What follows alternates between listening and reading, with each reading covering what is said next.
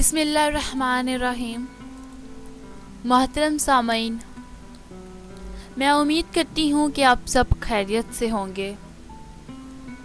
آج میں جس موضوع پر بات کرنے لگی ہوں وہ ہے کہ ہم کیوں قبر کی نعمتوں کے بارے میں بات نہیں کرتے۔ کیوں جب ہم قبر کا لفظ سنتے ہیں یا پڑھتے ہیں تو ہمارے ذہن میں عذاب ہی آتا ہے۔ ہمیں یہ کیوں نہیں بتایا جاتا کہ دنیا سے کوچ کرنے کے بعد ہم ارحم الراحمین کے دونوں ہاتھوں میں ہوں گے؟ کیا قبر میں صرف عذاب ہی ہوگا؟ یہ سب حقائق جانیے میری اس ویڈیو میں۔ اس سے پہلے کہ میں اپنے اس موضوع کا آغاز کروں، تمام ناظرین جو میرے چینل پر نئے ہیں میرے چینل کو سبسکرائب کر دیں اور ویڈیو کو شیئر کیا کریں تاکہ جو اسلام کی معلومات ہے وہ زیادہ لوگوں تک جائے۔ تو بڑھتے ہیں ہم اپنے موضوع کی جانب۔ ہم کیوں قبر کی نعمتوں کے بارے میں بات نہیں کرتے؟ کیوں نہ کوئی ہم سے یہ کہتے کہ سب سے بہترین دن وہ ہوگا جب ہم اپنے رب سے ملیں گے؟ ہمیں یہ کیوں نہیں بتایا جاتا کہ جب ہم اس دنیا سے کوچ کریں گے تو ہم ارحم الراحمین کے دونوں ہاتھوں میں ہوں گے، وہ رحمان جو ماں سے بھی زیادہ مہربان ہے۔ رسول اللہ صلی اللہ علیہ وآلہ وسلم نے ایک جانور کو دیکھا جو اپنا پاؤں اپنے بچے پر رکھنے سے بچا رہی تھی، تو آپ نے صحابہ سے فرمایا، بے شک ہمارا رب ہم پر اس ماں سے بھی زیادہ مہربان ہے۔ کیوں ہمیشہ عذاب قبر کی باتیں ہو رہی ہیں؟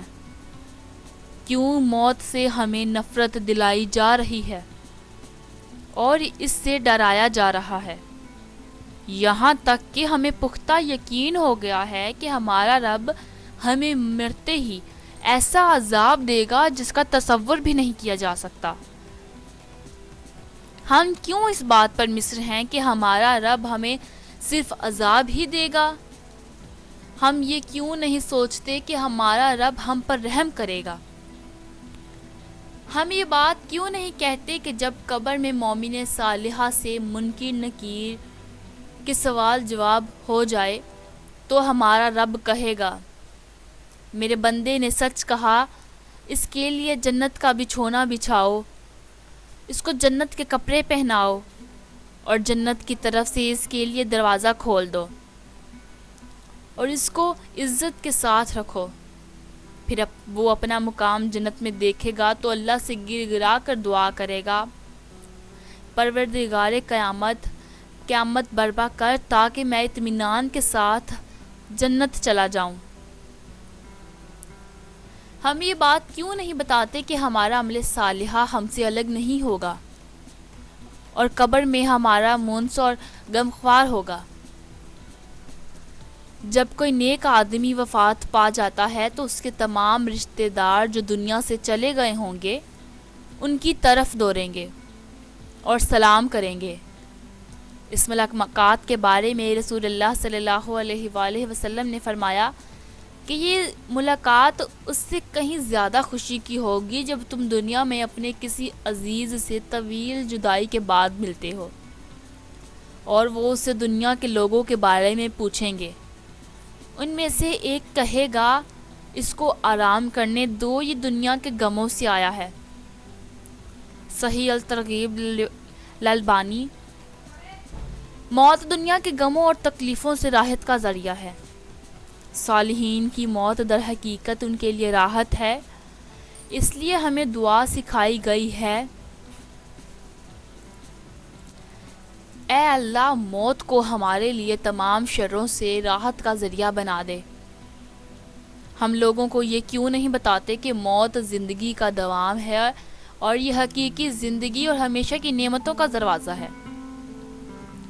ہم یہ حقیقت کیوں چھپاتے ہیں کہ روح جسم میں قیدی ہے اور وہ موت کے ذریعے اس جیل سے آزاد ہو جاتی ہے اور عالم برزخ کی خوبصورت زندگی میں جہاں مکان و زمان کی کوئی قید نہیں ہے رہنا شروع کرتی ہے؟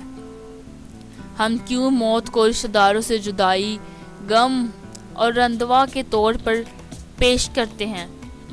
کیوں نہ ہم یہ سب سوچتے کہ یہ اپنے آباء و اجداد، احباب اور نیک لوگوں سے ملاقات کا ذریعہ ہے۔ قبر سانپ کا منہ نہیں ہے کہ آدمی اس میں جائے گا اور سانپ اس کو چباتا رہے گا، بلکہ وہ تو حسیناؤں کا عروج ہے جو ہمارے انتظار میں ہے۔ اللہ سے نیک امید رکھو اور اپنے اوپر خوف طاری مت کرو۔ ہم مسلمان ہیں، کافر نہیں ہیں، اس لیے ہم اللہ کی رحمت سے دور نہیں پھینک دیے گئے ہیں۔ اللہ نے ہمیں عذاب کی خاطر نہیں پیدا کیا ہے۔ اللہ نے ہمیں بتایا ہے کہ وہ ہم سے کیا چاہتا ہے اور کیا نہیں چاہتا، اور ہم اچھی طرح جانتے ہیں کہ اللہ کی رضا کے کام کون سے ہیں اور ناراضگی کے کام کون سے ہیں، اور اب ہم دنیا میں آزاد ہیں، جو چاہیں کر سکتے ہیں۔ یہ ہمارا نفس ہے، اگر ہم چاہیں تو اسے نیکی کی طرف لے جائیں اور اگر چاہیں تو برائی کی طرف لے جائیں۔ ہر نفس نے موت کا ذائقہ چکھنا ہے، تو کیوں نہ ہم اپنے نفس کو نیکیوں کی طرف راغب کریں تاکہ ہمارے لیے قبر میں نعمتیں پیدا ہوں۔ میں امید کرتی ہوں کہ آج کی اس ویڈیو کو آپ بہت پسند کریں گے، اور میں خواہش کروں گی کہ آپ اس ویڈیو کو زیادہ سے زیادہ اپنے دوستوں کے ساتھ شیئر کریں، تاکہ وہ بھی یہ جان سکیں کہ ہمارے لیے قبر میں صرف عذاب نہیں ہے، ہمارے عمل صالحہ کی وجہ سے ہمارے لیے نعمتیں بھی ہیں۔